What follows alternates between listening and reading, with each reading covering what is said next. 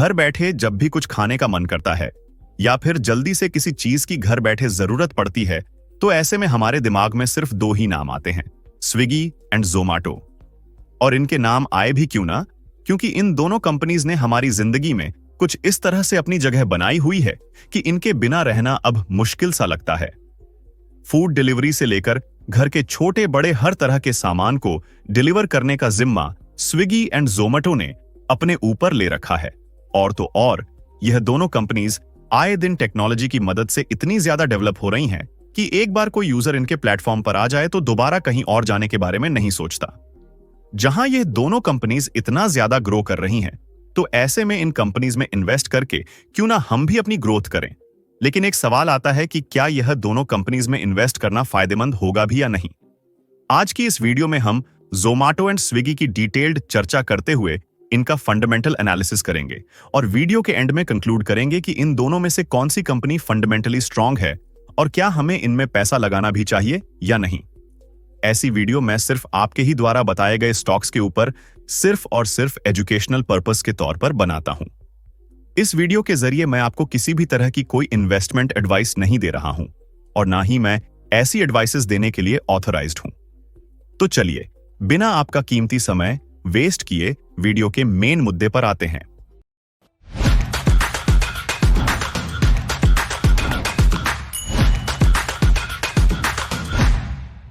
तो सबसे पहले बात करते हैं जोमाटो एंड स्विगी के बिजनेस मॉडल की। जैसा कि आप सभी जानते हैं कि यह दोनों कंपनीज फूड डिलीवरी के बिजनेस में भी काफी ज्यादा एक्टिव है। दोनों कंपनीज का बिजनेस मॉडल काफी हद तक एक जैसा ही है, क्योंकि दोनों कंपनीज एक ही सेक्टर से बिलोंग करती हैं और दोनों की टारगेटेड ऑडियंस भी एक जैसी ही है। और तो और दोनों ने अपने फूड डिलीवरी बिजनेस से आज तक 1 रुपया भी नहीं कमाया। तभी तो दोनों कंपनीज ने वक्त की नजाकत और लोगों की डिमांड एंड इंटरेस्ट को समझते हुए क्विक कॉमर्स में कदम रखा। स्विगी ने अपने इंस्टामार्ट और जोमाटो ने अपने ब्लिंकिट के साथ इंडियन क्विक कॉमर्स इंडस्ट्री को एक जबरदस्त पुश दिया, जिससे कई सारी पुरानी और नई कंपनीज ने इस सेगमेंट में काम करना शुरू कर दिया।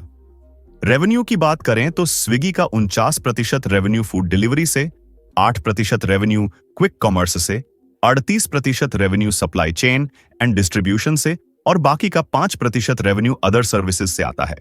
वहीं जोमाटो का 70% रेवेन्यू फूड डिलीवरी से, 24% क्विक कॉमर्स से और बाकी का 6% रेवेन्यू गोइंग आउट सर्विस से आता है। इसके अलावा जोमाटो ग्लोबली 23 कंट्रीज में अवेलेबल है, वहीं स्विगी 27 कंट्रीज के इंटरनेशनल लॉगिन्स की सुविधा प्रोवाइड करता है। इंटरनेशनल लॉगिन्स का मतलब है कि अगर आप एक एनआरआई है और इंडिया में है, तो आप जिस कंट्री से बिलोंग करते हैं या जिस कंट्री से इंडिया आए हैं, उस कंट्री के फोन नंबर की हेल्प से स्विगी पर लॉग इन कर उसकी सर्विसेज को यूज कर सकते हैं। दोनों कंपनीज की एवरेज ऑर्डर वैल्यू भी ऑलमोस्ट सेम है, जो बनती है करीब 410 रुपए की। इसके अलावा स्विगी इंस्टामार्ट के डार्क स्टोर्स 608 है, वही जोमाटो ब्लिंकिट के 460। ये तो बात हुई कंपनी के model, revenue contribution and business segments की।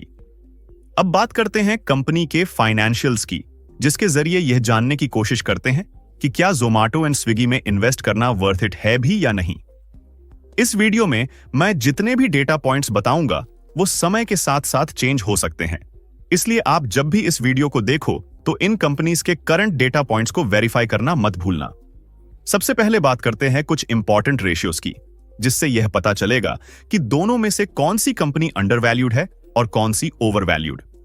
जोमाटो की प्राइस टू अर्निंग रेशियो है 375 और स्विगी की -50, और यह दोनों कंपनीज जिस सेक्टर से बिलोंग करती हैं उसकी प्राइस टू अर्निंग रेशियो चल रही है 35। यानी कि जोमाटो अपनी इंडस्ट्री की बाकी की कंपनीज के मुकाबले काफी ज्यादा ओवरवैल्यूड चल रही है। वहीं दूसरी तरफ स्विगी की price to earning ratio negative में है, जिसका मतलब है कि स्विगी ने आज दिन तक प्रॉफिट कमा के तक नहीं देखा, जो एक रेड फ्लैग है।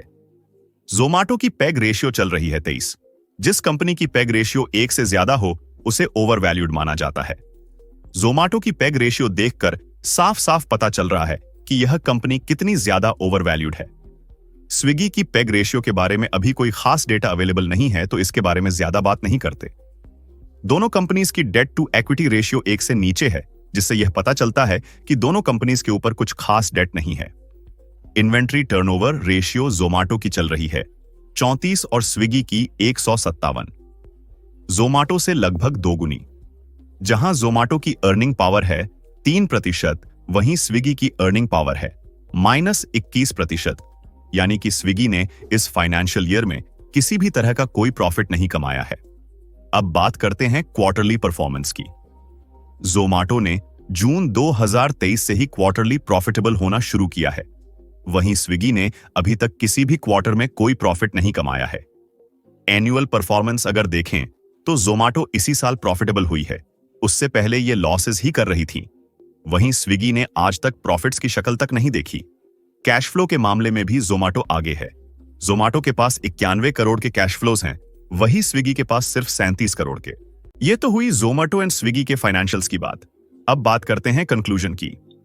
No doubt Zomato and Swiggy की डुओपोली है अपने सेक्टर में, लेकिन फिर भी इसके बावजूद ये दोनों कंपनीज प्रॉफिटेबल होने में बहुत ज्यादा स्ट्रगल कर रही हैं। देखिए, इन्वेस्टमेंट दो तरह की होती है। एक वो जो कंपनी के करंट स्ट्रक्चर और उसके करंट शेयर प्राइस को देखकर की जाती, और दूसरी वो जो कंपनी की फ्यूचर ग्रोथ को देखकर करी जाती है।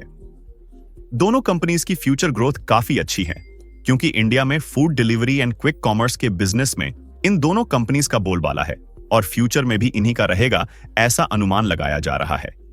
लेकिन अगर दोनों कंपनीज की करंट सिचुएशन देखी जाए तो अभी मुझे पर्सनली इसमें इतना ज्यादा पोटेंशियल नहीं दिख रहा, क्योंकि मैं सिर्फ उन्हीं कंपनीज में इन्वेस्ट करना पसंद करता हूं जो स्टेबल एंड प्रॉफिटेबल हो।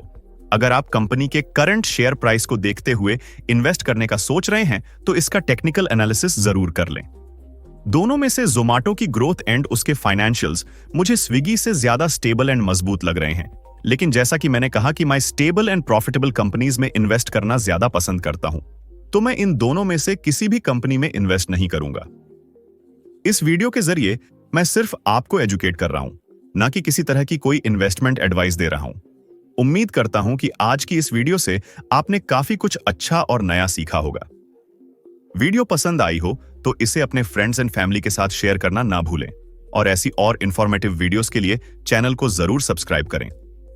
अपना कीमती समय देने के लिए आपका बहुत बहुत शुक्रिया। तो चलिए मिलते हैं अपनी नेक्स्ट वीडियो में।